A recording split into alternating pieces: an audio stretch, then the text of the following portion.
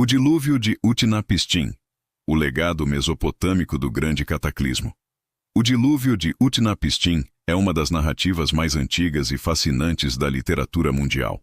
Presente na epopeia de Gilgamesh, essa história remonta à antiga Mesopotâmia e constitui uma das primeiras versões conhecidas do mito do dilúvio universal, anterior inclusive ao relato bíblico de Noé.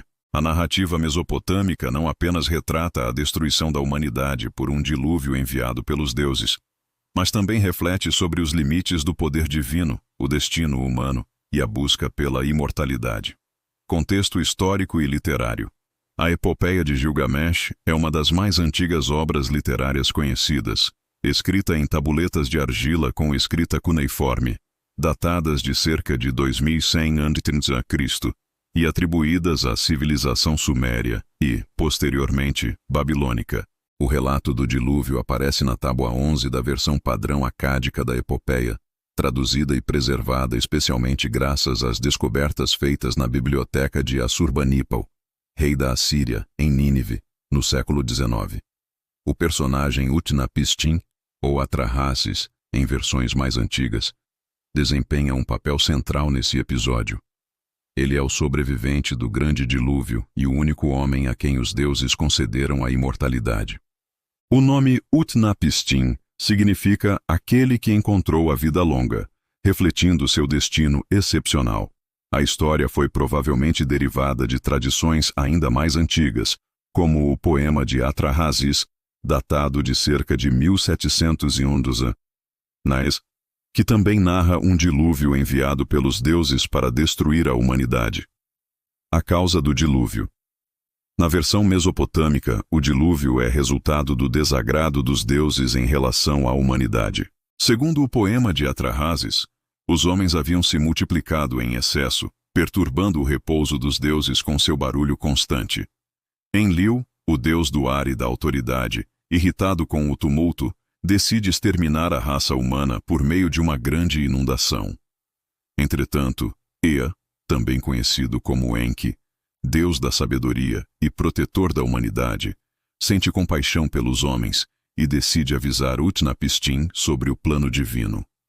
Ele fala com o herói por meio de um sonho, instruindo-o a construir um grande barco para salvar sua vida, a de sua família e de todas as espécies de animais. Essa intervenção de Ea simboliza o contraste entre a justiça impiedosa de Enlil e a sabedoria benevolente de Ea, refletindo o eterno conflito entre destruição e preservação. A construção da arca. As instruções de Ea são detalhadas e minuciosas, assim como no relato bíblico de Noé. Utnapishtim é orientado a construir um barco gigantesco, com 6 pavimentos e 7 compartimentos, vedado com betume e resina para torná-lo à prova d'água. Ele deveria levar a bordo sua família, artesãos e a semente de todas as criaturas vivas. O texto da tábua 11 descreve o trabalho árduo e a dedicação de Utnapishtim, que realiza a construção com fé e obediência. Após terminar o barco, ele embarca e sela as portas quando as primeiras nuvens de tempestade aparecem no horizonte. O simbolismo dessa construção é profundo. Representa não apenas a salvação física, mas também a preservação da ordem cósmica diante do caos iminente. O grande cataclismo. O dilúvio de Utnapishtim é descrito com uma força devastadora. As águas caem do céu como uma torrente, enquanto os ventos rugem e as trevas cobrem o mundo.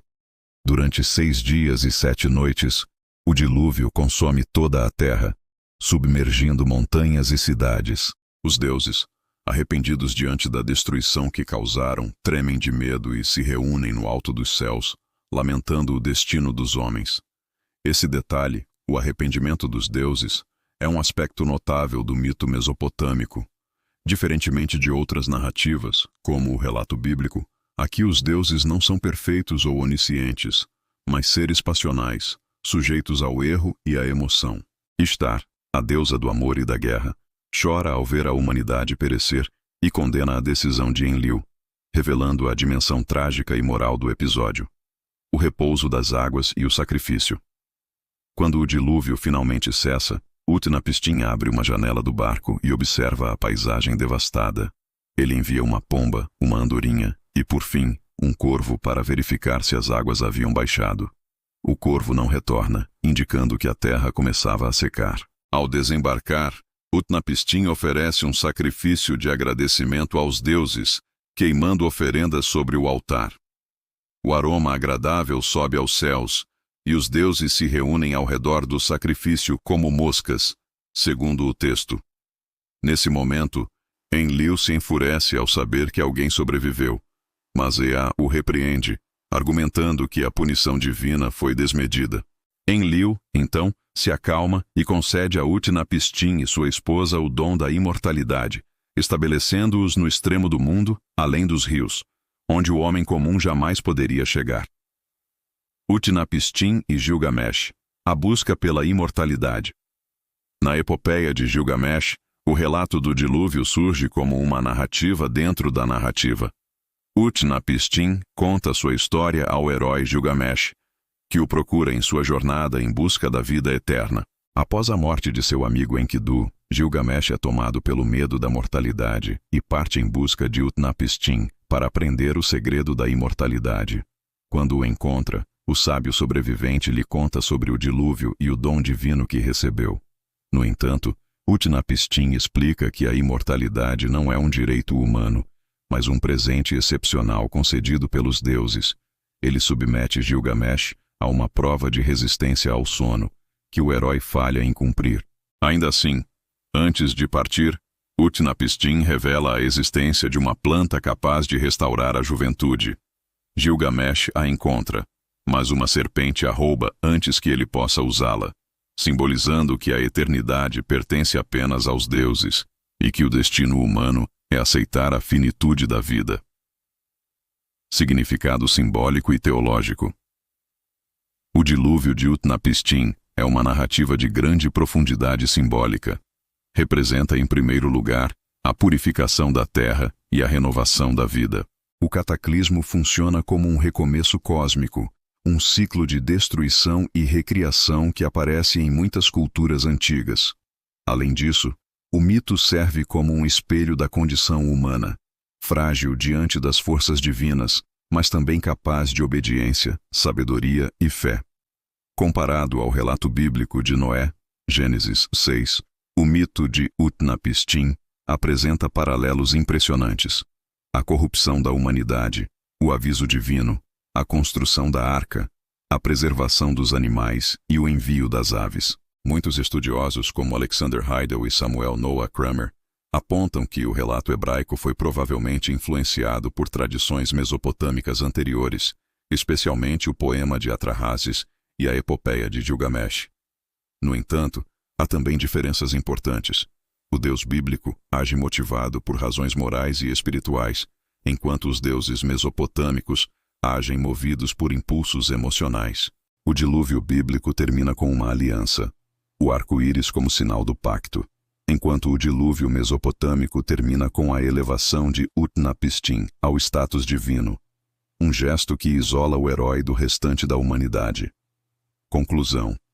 O dilúvio de Utnapishtim é uma das mais poderosas narrativas da antiguidade, unindo mito, teologia e filosofia em uma reflexão sobre a origem da vida, a justiça dos deuses e o destino do homem. Essa história ecoou através dos séculos, influenciando não apenas o relato bíblico de Noé, mas também tradições gregas, hindus e outras civilizações antigas. Mais do que um simples mito de destruição, o dilúvio de Utnapishtim é uma alegoria sobre a fragilidade humana diante do divino e sobre o desejo imortal de sobreviver ao tempo. Assim, Utnapishtim permanece como um símbolo da sabedoria antiga. O homem que viu a morte de todos, sobreviveu ao juízo dos deuses e alcançou o que nenhum outro mortal pôde: a vida eterna.